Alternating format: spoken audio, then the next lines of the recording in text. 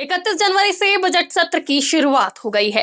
राष्ट्रपति द्रौपदी मुर्मू ने महाकुंभ में मौनी अमावस्या पर हुए हादसे पर दुख जताते हुए अभिभाषण की शुरुआत की।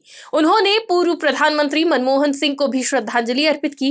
इसके बाद राष्ट्रपति मुर्मू ने बताया कि किस तरह भारत सरकार के प्रयासों से देश निरंतर आगे बढ़ रहा है। संसद के संयुक्त अधिवेशन को संबोधित करते हुए राष्ट्रपति द्रौपदी मुर्मू ने सरकार की नीतियों, उपलब्धियों को लेकर अपना रुख साफ कर दिया है। राष्ट्रपति द्रौपदी मुर्मू ने बता दिया है कि आने वाले समय में भारत का भविष्य कैसा होगा।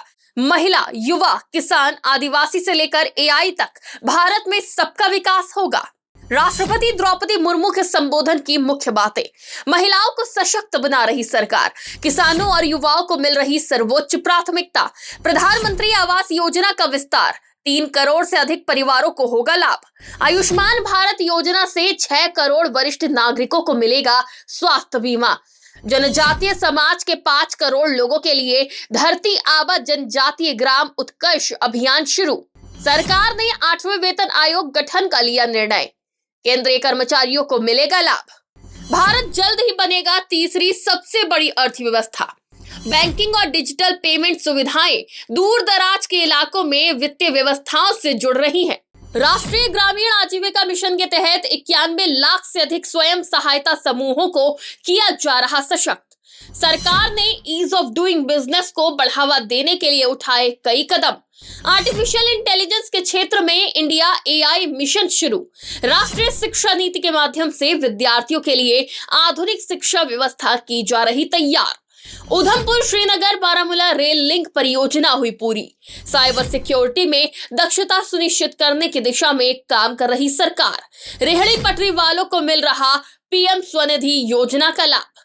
समाज के पिछड़े वर्ग और सफाई कर्मचारियों को आसान लोन मुहैया कराने के लिए पीएम सूरज योजना का विस्तार किया गया है। नॉर्थ ईस्ट के लिए अष्टलक्ष्मी महोत्सव किया गया आयोजित। किसानों की आय बढ़ाने और फसलों का उचित दाम दिलाने पर काम किया जा रहा है।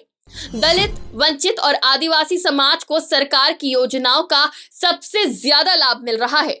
राष्ट्रपति द्रौपदी मुर्मू ने लोकसभा और राज्यसभा के संयुक्त सत्र को संबोधित करते हुए कहा, भारत की विकास यात्रा के इस अमृतकाल को आज मेरी सरकार अभूतपूर्व उपलब्धियों के माध्यम से नई ऊर्जा दे रही है। महिलाओं, किसानों और युवाओं को सर्वोच्च प्राथमिकता मिल रही है। मेरी सरकार महिलाओं को सशक्त बनाने के लिए बहुत काम कर रही है। मेरी सरकार महिलाओं के नेतृत्व में देश को सशक्त बनाने में यानी वुमेन लेड डेवलपमेंट में विश्वास करती है। भारत जैसे देश की आर्थिक उन्नति मध्यम वर्ग, मिडिल क्लास की आकांक्षाओं और उनकी पूर्ति से परिभाषित होती है। मध्यम वर्ग जितने बड़े सपने देखेगा, देश उतने ही ऊंचा उड़ान भरेगा। मेरे सरकार ने मुक्त स्वर से मध्यम वर्ग के योगदान को न केवल स्वीकारा है, बल्कि हर मौके पर उसे सराहा भी है। सरकारी कर्मचारी भी मिडिल क्लास के अहम प्रतिनिधि है। हाल ही में मेरी सरकार ने सरकारी कर्मचारियों के कल्याण के लिए 8वें वेतन आयोग के गठन का निर्णय लिया है। यह निर्णय आने वाले वर्षों में सरकारी कर्मचारियों के वेतन में बड़ी वृद्धि का आधार बनेगा। राष्ट्रपति मुर्मू के संबोधन से ये तो साफ हो गया है कि आने वाले समय में महिला, युवा, किसान, आदिवासी से लेकर एआई तक सबका विकास होगा और वित्त वर्ष 2025-26 के बजट में भी इन सभी वर्गों का ध्यान रखा जाएगा। डेस्क रिपोर्ट, आज की खबर।